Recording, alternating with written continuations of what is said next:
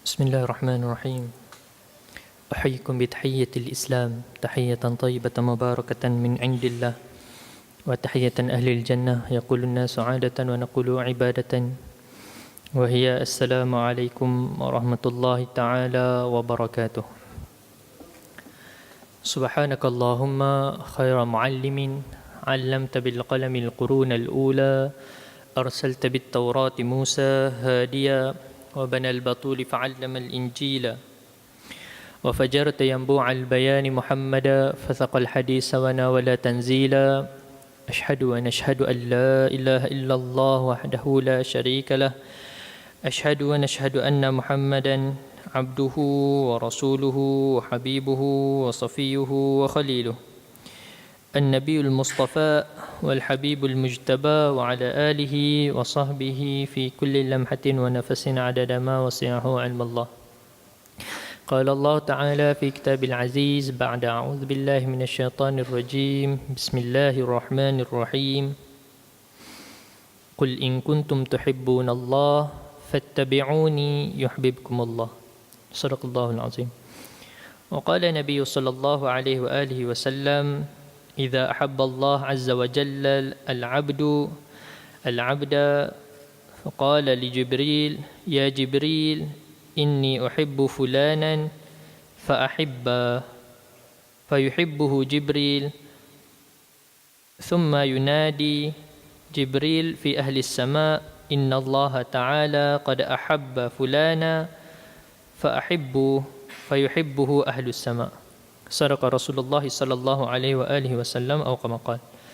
اللهم صل وسلم على سيدنا محمد الفاتح لما أغلق والخاتم لما سبق، ناصر الحق بالحق والهادي إلى صراطك المستقيم، وصل الله عليه وعلى آله حق قدره ومقداره العظيم.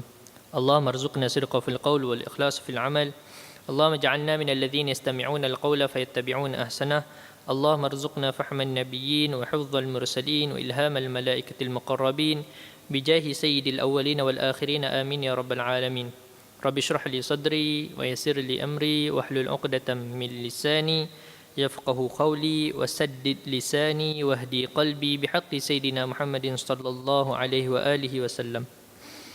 أما بعد، قال شيخنا المصنف رحمه الله ونفعنا به وبعلومه في الدارين، آمين يا رب العالمين. Kata Syekh Musannif rahimahullah, kesempurnaan cinta Nabi Ibrahim alaihi wassalatu wassalam. Al-Allamah Imam Al-Qurtubi radhiyallahu taala anhu menerusi satu kisah yang diriwayatkan oleh Abu Nuaim dalam kitabnya iaitu Hilyatul Awliya, menyatakan ketika Nabi Ibrahim alaihi wassalatu wassalam didatangi oleh Israel, Sayyidina Israel alaihi salam, untuk mencabut nyawanya, berkata Ibrahim padanya. Baik tuan-tuan, insya-Allah kita sambung pengajian kita dalam kitab Mutiara Tasawuf di Imam Ibn Atta'illah. Sebelum kita mulakan, sama-sama bagi tuan-tuan yang belum niat tahiyatul masjid, niat tahiyatul masjid.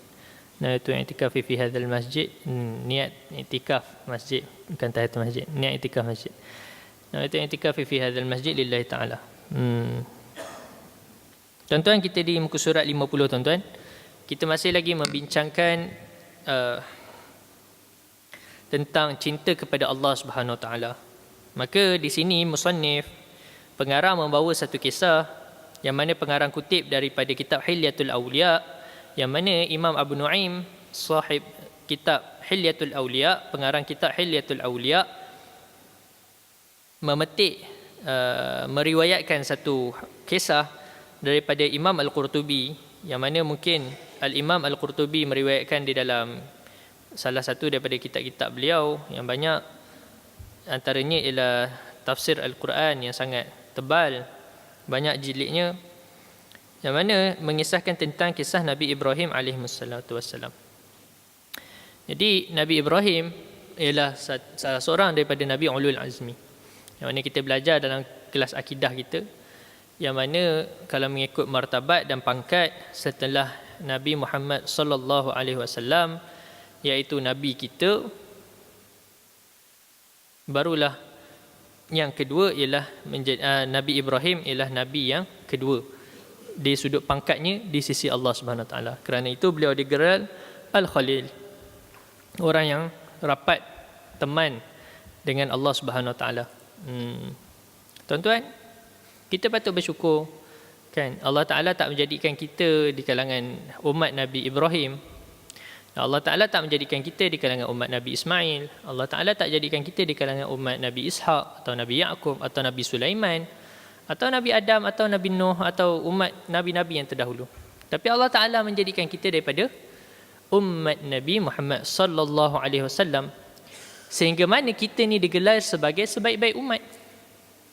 Sebab itulah pengarang Qasidah Burdah Imam Busiri radhiyallahu ta'ala anhu sebut dalam qasidah beliau, busyra lana ma'asyaral islami inna lana minal inayati ruknun ghaira munhadimi. Kan, berita gembira buat kita umat Islam, sesungguhnya kita diberikan inayah, ruknun ghaira munhadimi, satu tiang iaitu syariat Islam yang mana tidak boleh digoyangkan. Lamma da'allahu da'inan li ta'atihi, da'iyan li ta'atihi bi akramir rusul, dan ketika mana Allah Ta'ala memanggil orang yang memanggil kita ke arah ketaatan kepada Allah, iaitu Nabi Muhammad sallallahu alaihi wasallam, dengan bi akramir rusul, dengan sebaik-baik rasul, kunna akramal umami, kita ni jadi sebaik-baik umat dengan sebab Allah Ta'ala memanggil Rasulullah sebagai sebaik-baik makhluk. Jadi, dan sebaik-baik rasul, maka kita jadi umat sebaik-baiknya, maka patut kita bersyukur. Jadi atuk kepada Nabi sallallahu alaihi wasallam atau moyang kepada Nabi sallallahu alaihi wasallam ialah Nabi Ibrahim, dan Nabi Ibrahim digelar sebagai bapa bagi para anbiya. Kan, bapa bagi para anbiya, sebab lahir daripada anak cucu Nabi Ibrahim ialah ramainya ialah para anbiya, para nabi dan para rasul. Baik. Ketika Nabi Ibrahim didatangi oleh Sayyidina Israel. Siapa Sayyidina Israel? Malaikat Israel lah. Malaikat Israel, malaikat pencabut nyawa. Untuk mencabut nyawanya Nabi Ibrahim. Berkata Ibrahim pada Sayyidina Israel, wahai Israel, pernahkah seorang kekasih mencabut nyawa kekasihnya sendiri? Ini soalan. Kan? Kita, kalau kita sayang ke orang, kan, takkan kita nak sakiti dia. Betul? Kita akan cuba sebaik mungkin. Siapa-siapa pun lah, anak kita, isteri kita, kekasih-kekasih kita, semua kita akan jaga sebaiknya. Lalu Sayyidina Israel pun memberikan pertanyaan Nabi Ibrahim ini kepada Allah Subhanahu Wa Taala. Maka Allah memerintahkan Israel menyampaikan jawapannya kepada Ibrahim. Wahai Ibrahim, apakah kamu pernah melihat seorang kekasih yang tidak gembira untuk bertemu dengan kekasihnya sendiri? Ada ke orang kekasih lama tak jumpa ni, selalu SMS je, kan? SMS zaman dululah, kan? Sekarang dah macam-macam. Sekarang ni kita dah tak kenal sangat cinta tu. Yalah, rasalah juga kejauhan, kan? Tapi tak macam dulu. Dulu susah, kan? Saya rasalah lagi zaman nak kena tulis surat tu, kan? Zaman tak ada handset ni saya merasa lagi sempatlah hidup zaman tu. Jadi susah. Jadi siapa yang tak nak, kalau ada peluang, kita kalau boleh jumpa, tengok budak-budak, kan, ada peluang nak jumpa walaupun sekejap, kan, nak jumpa dengan awek dia, tepi sekolah, tepi bas sekolah pun jumpa, jadi tak ada masalah. Tepi longkang yang busuk pun tak apa, tak ada masalah, tempat dating, sebab nak jumpa kekasih. Maka Allah Ta'ala tanya, wahai Ibrahim, apakah kamu pernah lihat seorang kekasih yang tidak gembira? Nabi Ibrahim nampak, sebab mati ni memang sakit, kan, memang diriwayatkan memang sakit. Hatta para nabi pun rasa kesakitan, walau selembut-lembutnya pun rasa kesakitan. Sebab tu kita minta Allah, kan, mudahkan kita punya kematian.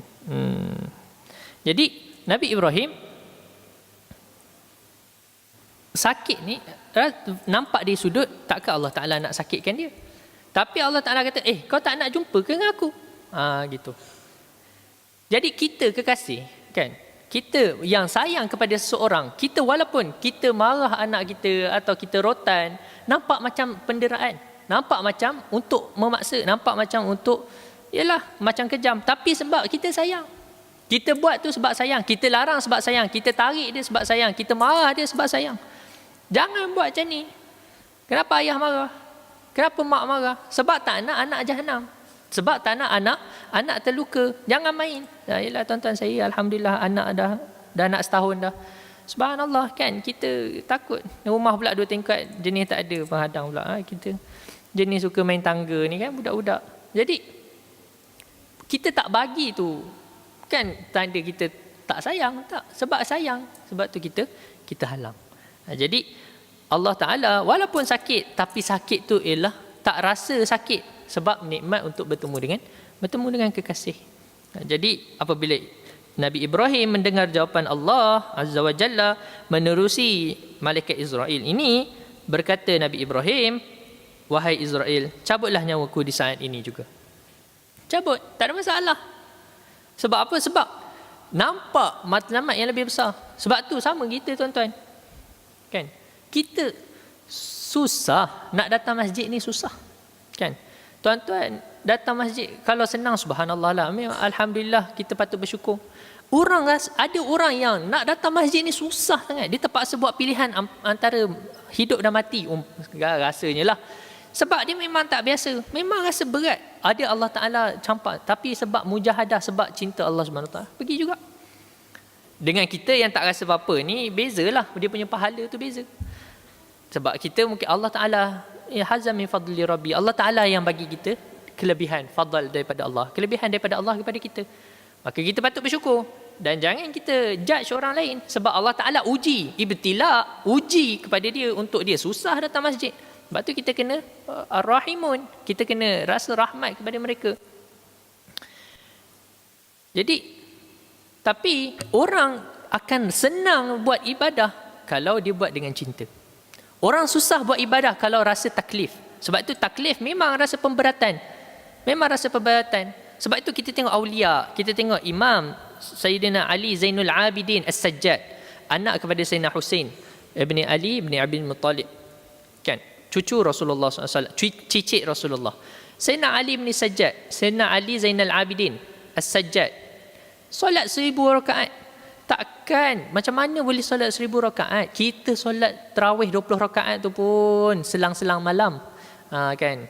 Malam ni 20, malam esok 8, malam ini 20, malam esok 8. Ataupun memang 8 lah, ataupun 84, 84 ikutlah.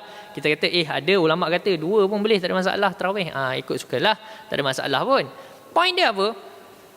Point dia ialah kita buat sebab kita rasa berat.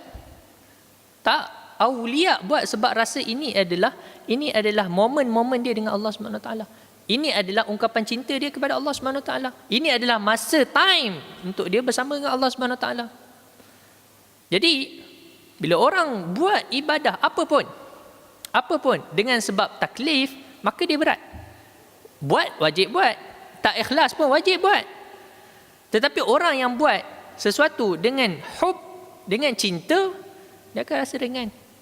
Sebab itulah guru kami sebut, orang tanya, ada seorang guru kami, Syekhuna Syekh Yusuf Mahmudin Rik Bakhur Al-Hasani, Qaddasallahu sirrahul aziz. Beliau ada di Malaysia sekarang, malam ni ada di Terengganu, kan? Murabbi, ulama, kibar ulama dari Lubnan, murid kepada ulama-ulama besar. Ada seseorang tanya kepada beliau, wahai Syekh, kan, kita duk cerita sebab kita cerita pasal cinta Allah, kan, tajuk kita pun cinta Allah. Dia tanya, wahai Syekh, kita cinta kat anak, cinta kat isteri, kita tahu itu cinta. Dia ada feeling kan. Kita boleh feeling.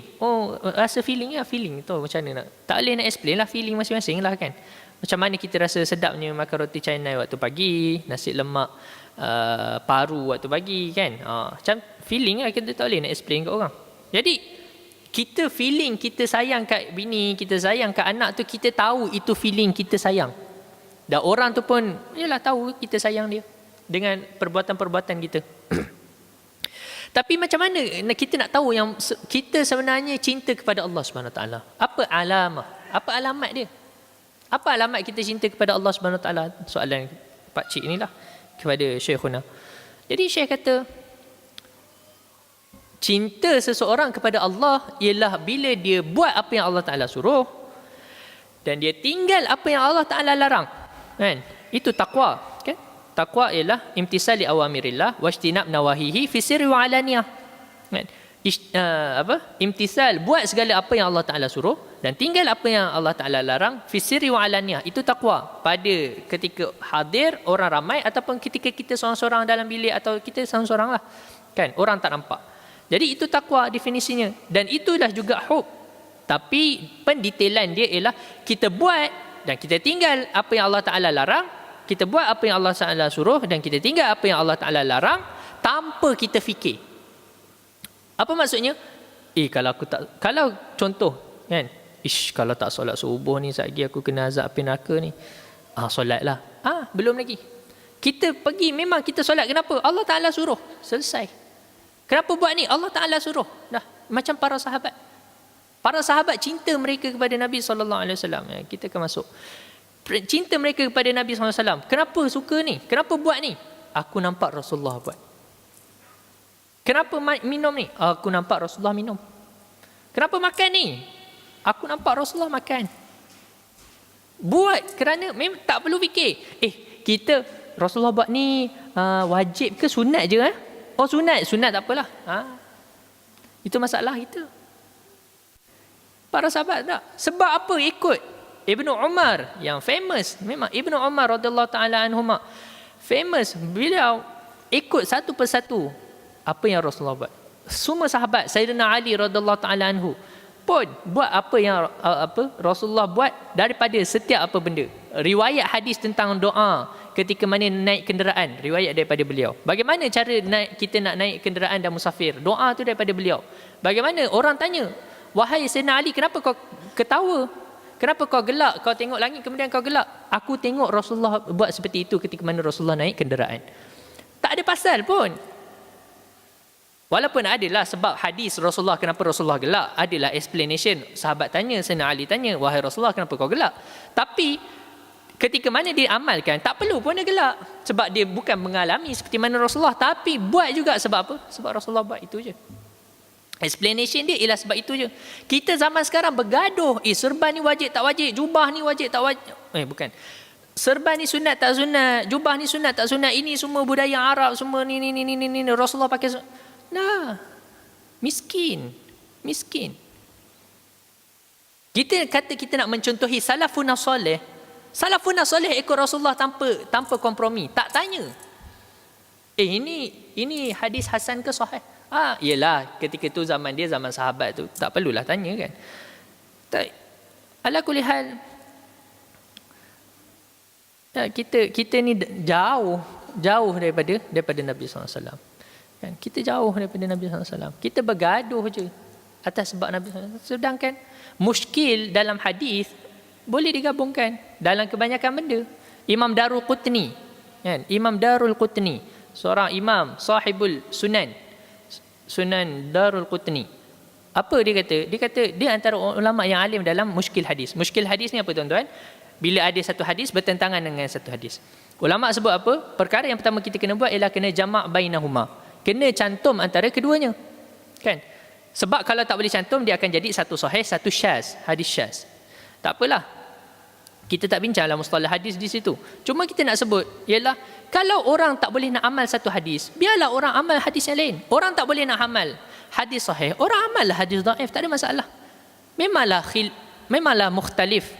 Memang kita sebut khilaful aula, menyalahi yang lebih aula, iaitu beramal dengan hadis sahih. Tapi daripada dia tak beramal, daripada orang tak beramal, orang elok baca Quran malam Jumaat, orang baca Quran, daripada dia tak baca langsung.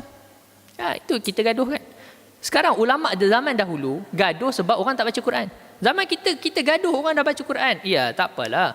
Kita nak bagi tahu yang mana yang lebih aula, itu tak apa, tak ada masalah. Tetapi dah menjadi amalan kepada masyarakat, itu ulama' tak pernah. Ulama' zaman terdahulu tak jahil tuan-tuan. Walaupun mereka tak ada PhD macam tuan-tuan, tapi mereka tak jahil. Mereka tak jahil. Wallahi mereka tak jahil. Dan kita boleh bersaksi di hadapan Allah nanti di hari kiamat. Wallahi. Dan baca Quran secara berjemaah, alhamdulillah sini Ada buat majlis bacaan Quran secara berjemaah. Di Morocco, bacaan Quran secara berjemaah dah dilakukan lebih 1000 tahun. Lebih 1000 tahun. Adakah ulama jahil tentang sunnahnya ataupun adakah benda itu bid'ah dalam masalah baca Quran? Allah. Tak apalah tuan-tuan. Kita tak bincanglah. Kita bincang pasal hub.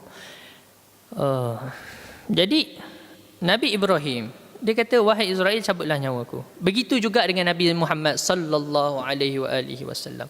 Rasulullah ketika mana malaikat Israel datang berjumpa dengan Nabi sallallahu alaihi wasallam, minta izin untuk berjumpa dengan Nabi, apa malaikat Israel kata? Malaikat Israel kata, Allah Taala utuskan aku dan Allah Taala suruh tanya, adakah engkau nak kembali kepada Allah ataupun engkau nak teruskan hidup?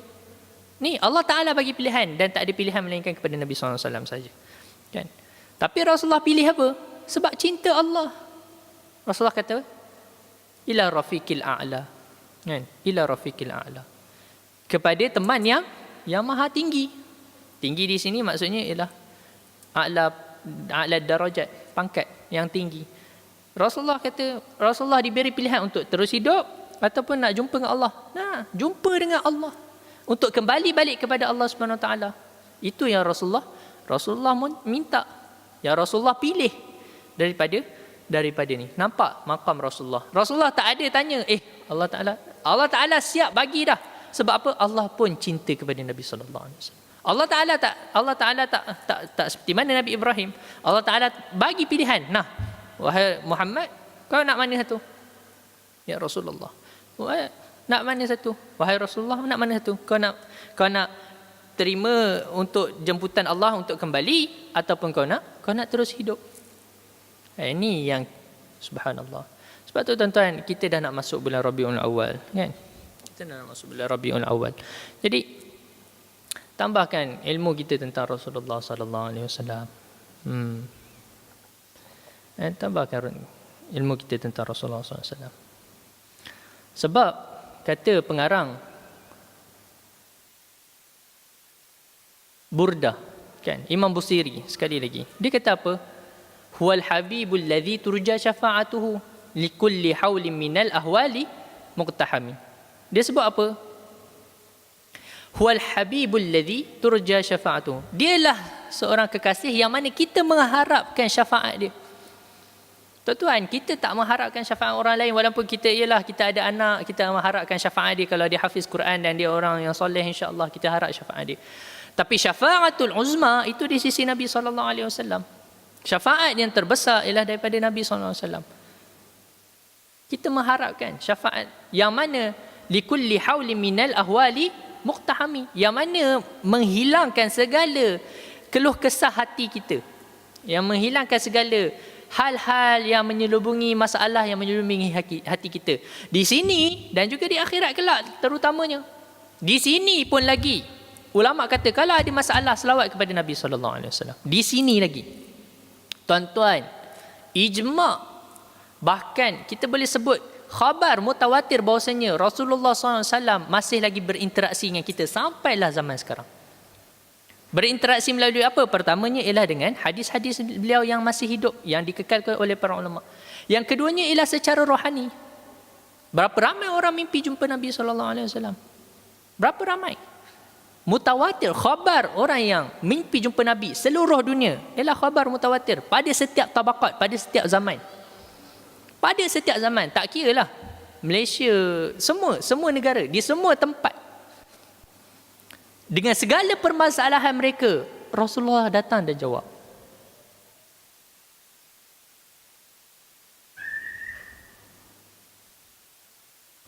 Tak ada agama, tak ada Nabi lain. Kita tak dengar khabar daripada agama lain yang Nabi mereka masih berinteraksi kepada mereka. Mereka Nabi kita sallallahu alaihi wasallam. Allah Ta'ala sebut dalam Quran, wa'alamu anna fikum Rasulullah. Dan ayat ni, khabar ni tak pernah hilang daripada ayat tu mula diturunkan sampai sekarang. Semua Rasulullah sentiasa bersama kita. Rasulullah sentiasa bersama kita. Dan amal kita dibawa kepada Rasulullah. Yang mana ulama khilaf lah, adakah satu persatu atau itu cerita lain. Tapi Rasulullah tahu, dan Rasulullah istighfar untuk kita kalau kita buat masalah. Sebab tu kita minta intercession, kan? Kita minta bantuan, pertolongan daripada Rasulullah. Moga Allah Ta'ala ampunkan kita. Sebab tu para ulama ada masalah mereka selawat. Gembira pun kita selawat. Kan? Kita anak lahir, bila kita tahnik, bila kita aqiqah, kita baca maulid Nabi SAW, gembira dengan kelahiran Nabi SAW. Allah.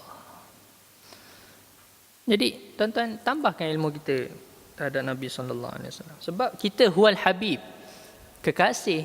Kalau kita masih lagi tak rasa sayang kepada Nabi, sebab apa? Sebab kita tak kenal. Maka kita perlu tambah pengenalan kita kepada Nabi. Ya, insya-Allah saya ulang. Apa yang perlu kita tambah? Ada 5 perkara yang perlu kita tambah daripada sudut Nabi Muhammad sallallahu alaihi wasallam. Jadi sebab selagi tak jadi kekasih, maka macam mana kita nak sentiasa frequent ingat? Orang ulama keluar air mata darah, tuan-tuan.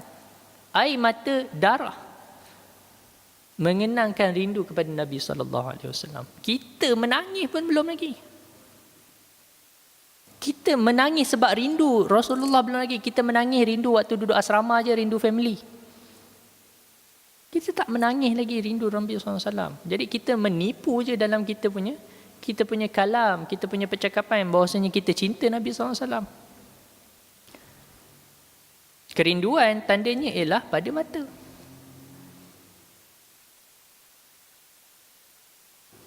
Sebab tu ulama pesan untuk kita tambah ilmu kita. Ini nak mendekat bulan Rabiul Awal ni. Tuan-tuan, paling tidak daripada 5 aspek ni ambil satu pun jadilah. Kan? Apa ulama sebut? Ialah yang pertamanya ialah kita kenal syama'ilin Nabi sallallahu alaihi wasallam. Syama'ilin Nabi sallallahu alaihi wasallam, iaitu syama'il peribadi Nabi sallallahu alaihi wasallam. Okey, itu yang pertama. Jadi kita kena tahu apa yang tentang Nabi SAW. Daripada tubuh badan Nabi SAW, kehidupan seharian Nabi SAW. Yang kita, tuan-tuan, insyaAllah tuan-tuan belajar rasanya. Ustaz Fahmi dengan Ustaz Fahmi Amin, kan? Syama'il Nabi SAW. Kalau dah habis kitab tu, minta Ustaz Fahmi baca pula Wasail Wusul Imam Yusuf An-Nabhani ila Syama'ilir Rasul.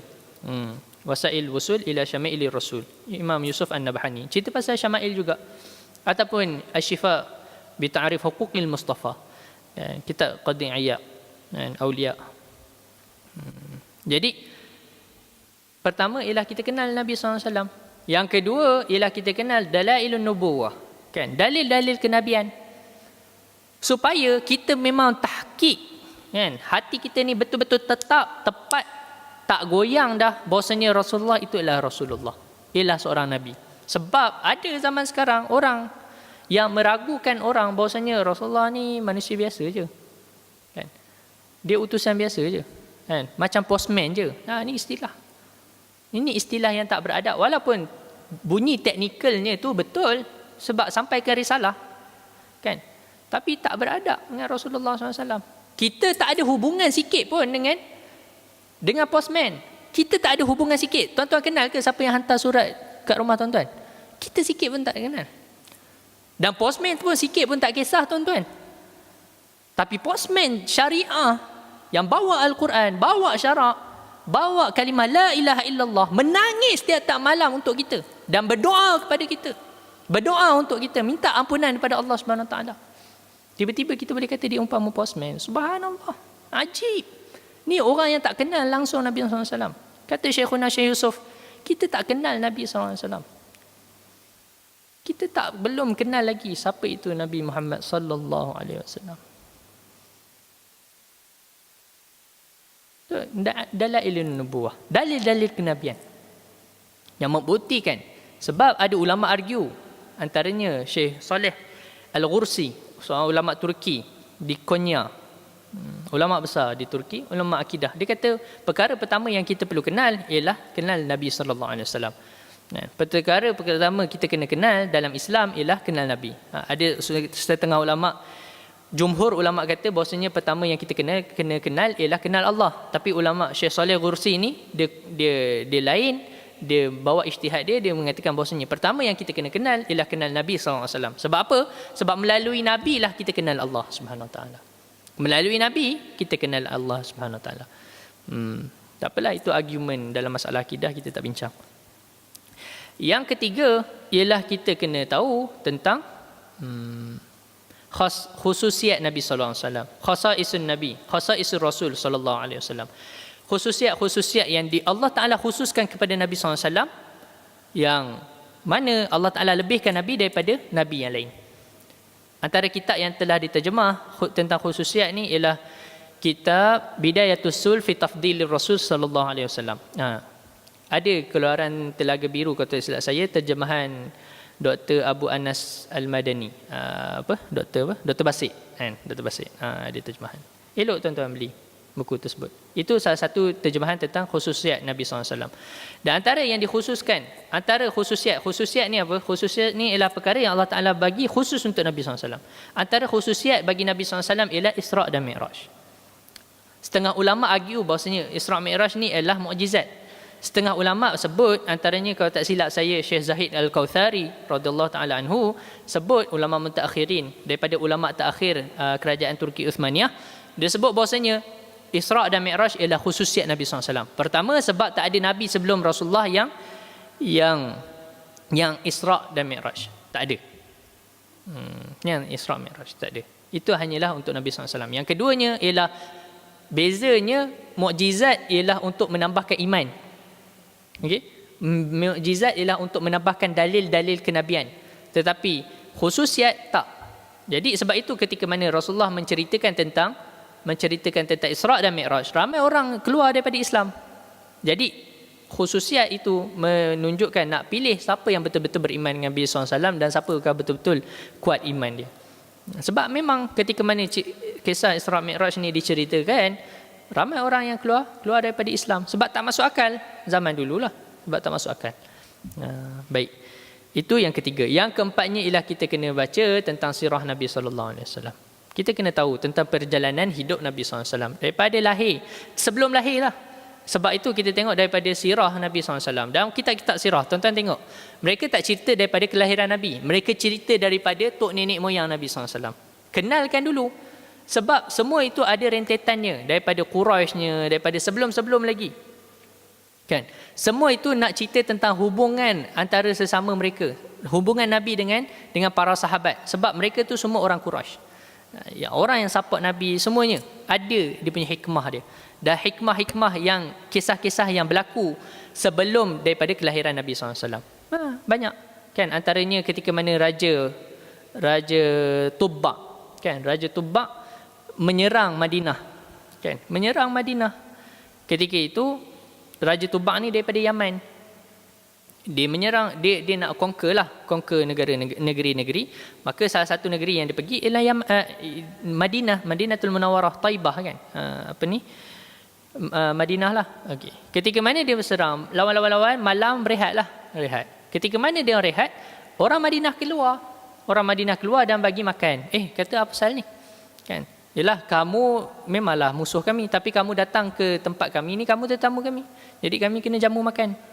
Ni orang Madinah, orang yang lembut hati. Sebab tu orang Madinah ni baik-baik. Alhamdulillah saya jumpa dengan mereka. Subhanallah.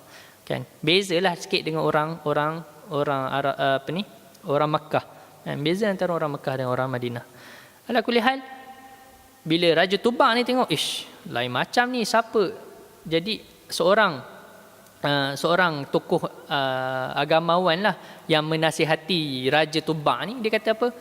Wahai Raja, diriwayatkan dalam kitab-kitab lama menyebutkan bahawasanya tempat Nabi yang terakhir akan lahir, tempat Nabi terakhir yang akan duduk ialah di tempat yang mana orang dia baik macam mana yang diceritakan, macam mana yang kita tengok ni, orangnya baik. Maka sebab itu Raja Tubbaq tak jadi nak tawan Madinah, dan dia letak pula surat tu diberi kepada keluarga Abu Ayyub Al-Ansari. Keluarga Abu Ayyub Al-Ansari. Sebab apa? Sebab Abu Ayyub Al-Ansari lah tempat rumah pertama yang Rasulullah duduk. Ini sebenarnya daripada Dalailun Nubuwah lah. Tapi cerita ni ada juga diceritakan dalam kisah sirah sebelum kelahiran Nabi. Baik. Yang kelima ialah yang kita nak tahu ialah fiqhus sirah. Kita dah tahu tentang syama'il Nabi, peribadi Nabi, dalam sehari-hari Nabi macam mana. Kedua, kita dah tahu Dalailun Nubuwah. Ketiga, kita dah tahu khususiat-khususiat Nabi. Keempat, kita dah tahu perjalanan hidup Nabi daripada mula sampailah Nabi wafat. Yang kelima ialah fiqhus sirah. Bagaimana kita nak ambil istifadah daripada hidup Nabi SAW untuk kita hidup dalam masyarakat sekarang, untuk kita hidup sebagai seorang manusia. Sebab kita memerlukan role model. Maka role model kita yang terbaik ialah Rasulullah. Kan? Yang terbaik ialah Rasulullah. Bukanlah dengan maksud bahawasanya kita kena hidup seperti mana zaman Rasulullah, tak. Tetapi poin-poin. Sebab tu kita sebut fiqh, kefahaman yang kita boleh ambil daripada Rasulullah. Sebab tu orang kadang-kadang terkeliru, baca sirah kemudian nak apply apa yang berlaku dalam sirah kepada zaman sekarang. Tak betul. Sebab tu kena ada fiqh sirah daripada orang yang faqih, yang sebut macam mana Rasulullah deal dengan masalah ni macam mana. Maka bagaimana kita nak deal dengan masalah pada zaman kita dengan kefahaman yang kita ambil daripada zaman Rasulullah. Bukan sama, template tak boleh sama. Sebab tu kita kata, kita dah sebut bahas banyak kali dah di sini. Bahasanya kita tak boleh nak pakai template padang pasir di zaman Rasulullah kepada Malaysia. Tak betul. Template. Tak boleh. Yang kita boleh ambil ialah poin-poin, kefahaman-kefahaman, dawabit yang telah diberi oleh Rasulullah SAW. Sebab tu orang keliru dan orang sesat. Kan? Kalau kita kata ISIS tu memang betul orang Islam, maka dia orang yang sesat, yang tersalah faham daripada syariat Islam, yang salah faham tentang syariat Islam, yang faham secara literal nas-nas agama. Jadi sebab tu tak betul. Sebab tu kita tengok pening kepala. Tapi ada juga orang setuju. Hatta orang Malaysia setuju. Na'udzubillah min zalik. Jadi tuan-tuan, kita kena kenal Nabi SAW. 5 benda ni. Untuk apa? Untuk tambah kecintaan kita. Yang ni secara teorinya. Tapi secara praktikalnya apa tuan-tuan? Secara praktikalnya ialah banyakkan selawat kepada Nabi SAW. Banyakkan selawat kepada Nabi SAW. Paling kurang 300 dalam sehari. Itu paling kurang. Ini ulama sebut. Paling kurang 300 kali. Selawat kepada Nabi SAW. Ataupun bacalah kitab-kitab selawat. Dalailul Khairat, karangan Imam Jazuli.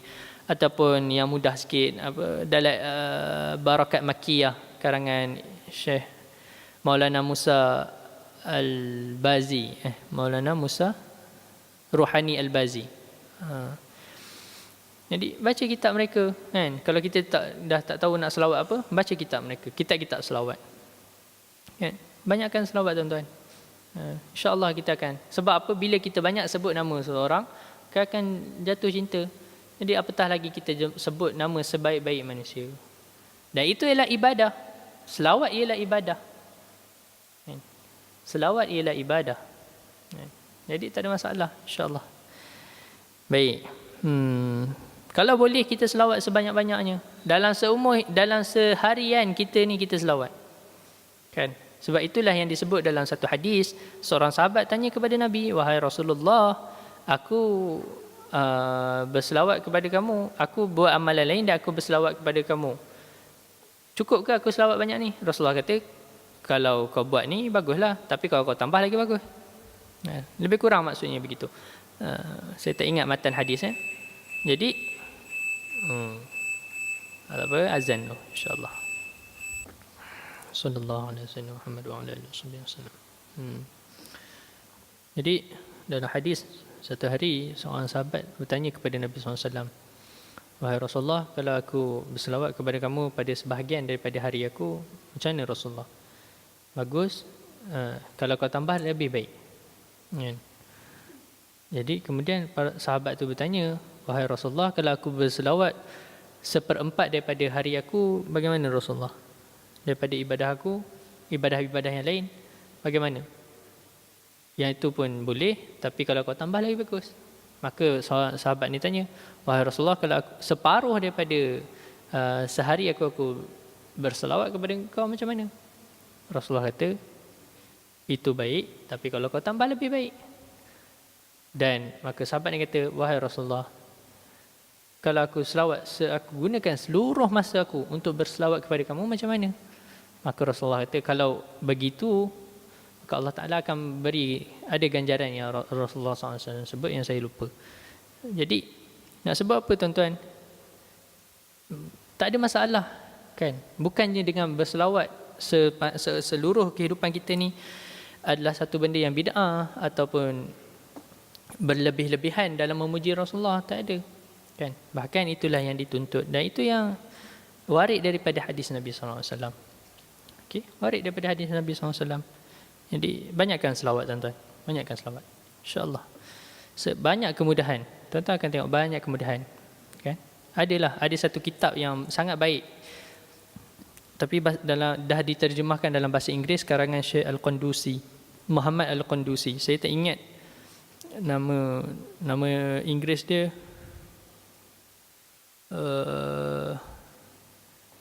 The Drink of Purity rasanya.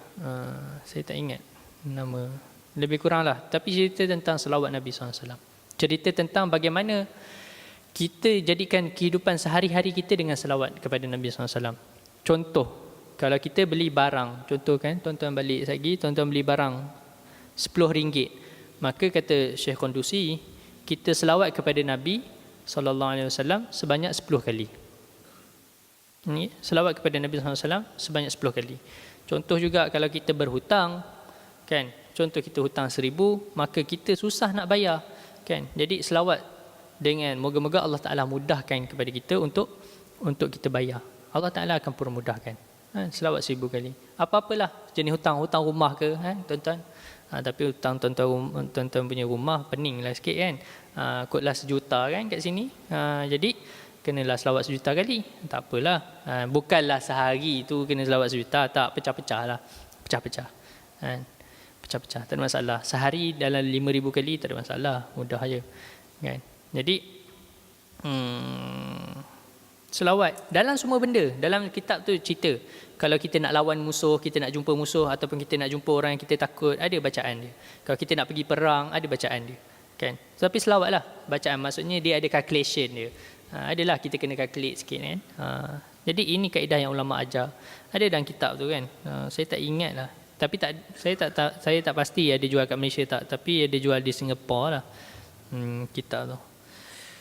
Baik. Kita habiskan sikit kita punya ni, kita punya bab mahabbah ni. So lepas ni kita boleh sambung kepada bab taubah. Baik, Gubernur Rauha Ibn Zamba dan lelaki soleh. Ibn Kathir telah menukilkan bahawa Rauha Ibn Zamba salah seorang gubernur pada zaman Bani Umayyah. Ada yang mengatakan pada zaman Abdul Malik bin Marwan, dan ada yang mengatakan pada zaman Walid bin Abdul Malik. Ketika melakukan ibadah umrah dan tiba saat makannya, secara tidak sengaja Rauha Ibn Zamba, iaitu seorang gubernur ni, terlihat seorang lelaki yang setiap kali melangkah beberapa langkah, dia akan berhenti dan berwuduk dan melakukan solat 2 rakaat. Takjub dengan keadaan itu, Rauha Ibn Zamba memerintahkan lelaki itu dihadapkan kepadanya.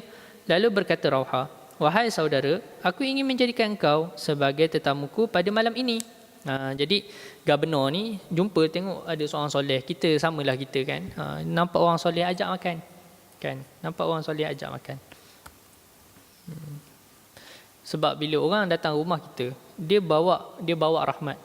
Dan bila dia keluar daripada rumah kita, dalam hadis Nabi sebut, bila dia datang, dia bawa rahmat, bawa kesembuhan, bawa maghfirah Allah Subhanahu Wa Taala.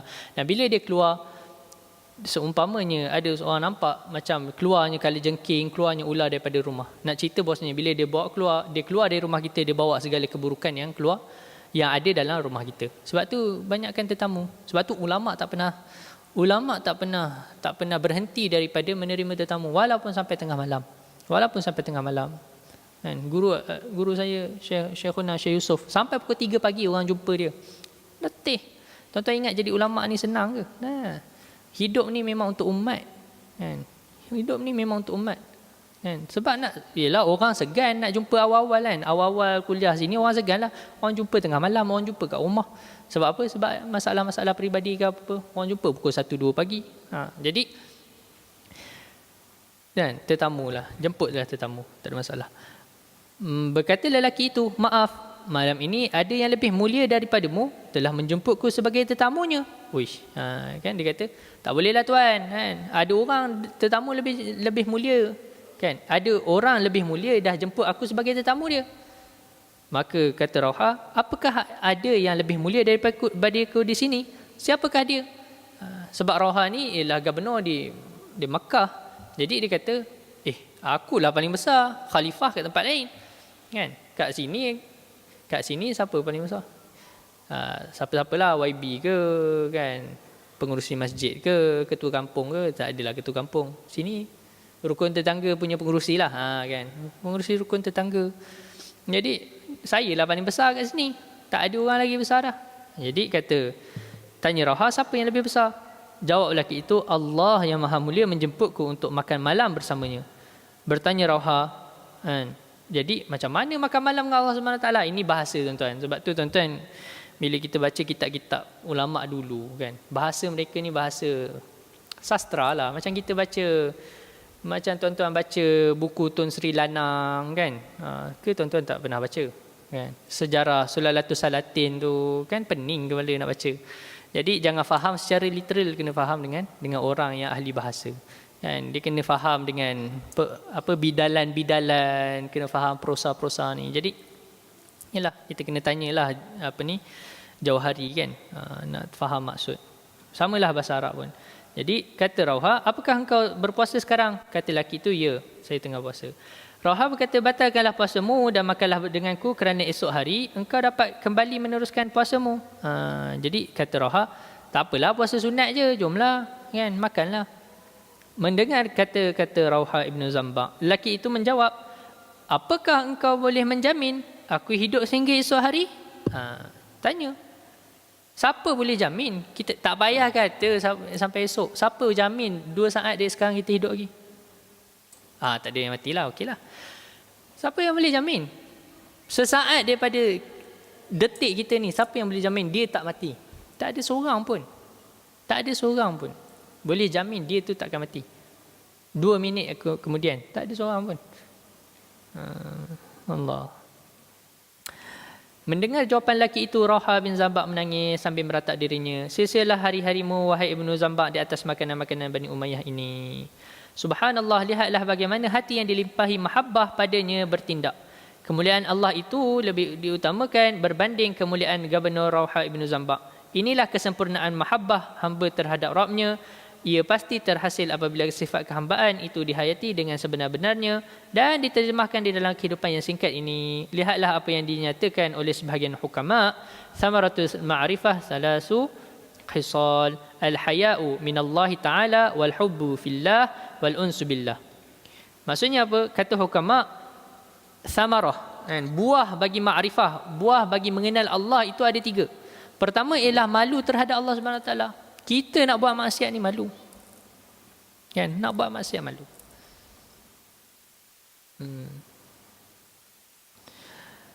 Cinta kepada Allah Subhanahu Wa Taala. Kan? Bila kenal Allah, maka kita akan cinta sebab Allah Subhanahu Wa Taala. Allah. Macam mana kita nak explain lah? Kita kena rasa lah. Cinta ni kan benda yang kita rasa. Tapi bila kita kenal sesuatu, baru kita akan cinta. Kita kenal sesuatu, Allah Ta'ala, sifat lutufnya tu, kita tak rasa, tuan-tuan. Semua orang ada masalah dan semua orang ada kekecewaan. Betul? Dan kita tahu kita ni insan. Insan tu, orang ulama sebut apa? Nasia. Orang yang lupa. Pelupa. Lupa. Hikmah, kita terfikir kenapa Allah Ta'ala jadikan kita ni seorang yang pelupa. Manusia ni ialah memang type dia ialah type yang lupa.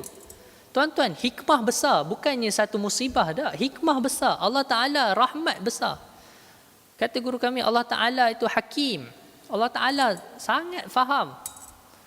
Sebab kalaulah kita ni tak lupa, tuan-tuan, maka ramai orang menderita. Kalau kita ni tak lupa, ramai orang menderita. Buktinya apa? Orang tak boleh lupakan kehilangan. Kan? Kalau suami mati, isteri mati, kalau kita tak boleh lupakan, tak boleh lupa, orang tak akan kahwin lain. Orang tak akan kahwin lain. Kita kata, tak, ingat lagi. Ingatlah sikit, tak akan lupa terus. Tak akan lupa terus. Kan? Tapi Allah Ta'ala subhanallah, rahmat. Allah Ta'ala rahmat. Hatta dalam lupa tu pun Allah Ta'ala punya rahmat besar untuk kita. Kalau tak, kita menderita sepanjang hari. Hari ni punya masalah, besok tak ingat lagi. Masalah tambah lagi, tambah. Masalah kita selama hidup kita ni memang masalah. Dunia ni ialah negeri ibtila. Dunia ni ialah negeri bala. Memang aslul darul bala. Sahabat Nabi SAW sebut, aslul hazihi darul bala. Asal bagi negeri ni, bumi dunia ni ialah bala. Dan kalau kamu jumpa rahmat, itu haza daripada fadlillah. Daripada fadal, daripada Allah. Kelebihan daripada Allah. Maksudnya apa? Maksudnya memang, dunia ni memang sentiasa kita akan dibala. Tapi kita faham, itu daripada Allah. Dan Allah Ta'ala bagi kita lupa. Itu hikmah besar. Untuk kita, untuk lembutkan kita ni. Kalau tidak, kita stres tuan-tuan. Sebab tu kita alhamdulillah kita ada Allah yang menenangkan kita. Sebab tu orang bunuh diri. Tak pelik kenapa orang bunuh diri. Sebab memang dunia ni dunia bala. Penuh dengan stres. Sebab tu kita kesian kepada orang kafir, non-Muslim. Mereka tak ada tempat nak mengadu. Kita ada. Wal unsu billah, dan kita rasa rindu. Uns ni jinak, kan? Rindu dengan Allah SWT. Rasa ialah jinak. Kan? Uns ni berjinak dengan Allah SWT. Hati kita rindu dengan Allah SWT. Menyebabkan kita kembali lagi ke surau, kembali lagi ke masjid. Kita nak baca lagi Quran. Bila kita seronok, Allah Ta'ala bagi uns tu dalam ibadah kita, menyebabkan kita nak buat lagi. Allah Ta'ala tarik kita kepada Allah, bukan tolak kita kepada dunia. Sebab tu musibah kalau Allah Ta'ala tolak kita kepada dunia dan Allah Ta'ala tak tarik kita kepada Allah SWT. Musibah besar. Jadi cukup sekadar tu tuan-tuan. Saya minta maaf ambil masa tuan-tuan lama. Jadi apa yang baik tu datang dari Allah, kurang tu datang dari diri saya. Ada soalan ke? Tak ada kan? Okay, alhamdulillah. Jadi yang baik tu datang dari Allah, kurang tu datang dari diri saya sendiri. بسر الفاتحة أعوذ بالله من الشيطان الرجيم بسم الله الرحمن الرحيم الحمد لله رب العالمين إياك نعبد وإياك نستعين اهدنا الصراط المستقيم صراط الذين أنعمت عليهم.